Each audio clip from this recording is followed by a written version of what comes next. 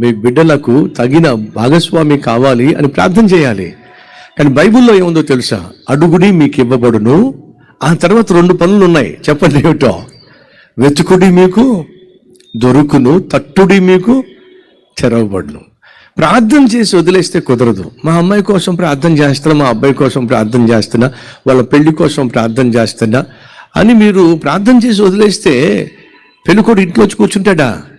మావయ్య, నీ ప్రార్థన దేవుడు ఆలకించి నన్ను పంపించాడు కాబట్టి నేను వచ్చా మీ అమ్మాయిని చేసుకుంటా. పెద్ద అమ్మాయిని చేసుకోమంటావా, 2వ అమ్మాయిని చేసుకోమంటావా, 3వ అమ్మాయిని చేసుకోమంటావా, లేదా ముగ్గురిని కలిసి? ఎవ్వడు అలా రాడు. అర్థమైందా? ప్రార్థన చేస్తే సరిపోదు.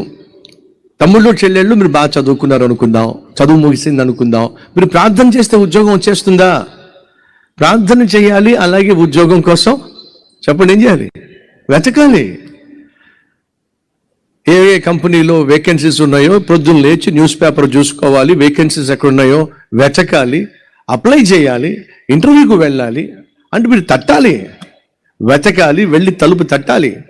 ప్రార్థన చేస్తే సరిపోదు. కానీ దురదృష్టం ఏమిటంటే చాలామంది క్రైస్తవ తల్లులు తండ్రుల్లో వీళ్ళు చాలామంది చేస్తున్న పెద్ద పొరపాటు ఏం తెలుసా? ప్రార్థన చేస్తున్నామండి, దేవుడే పెళ్లి చేస్తాడని చెప్పి దేవుడు పెళ్లి చేయడం. తండ్రిగా తల్లిగా నీ బాధ్యత. బిడ్డల కోసం ప్రార్థన చేస్తే సరిపోదు. బిడ్డలకు కావాల్సినటువంటి చక్కని లైఫ్ పార్ట్నర్ని మీరు వెతకాలి, తట్టాలి, తలుపులు తట్టాలి. అంతే.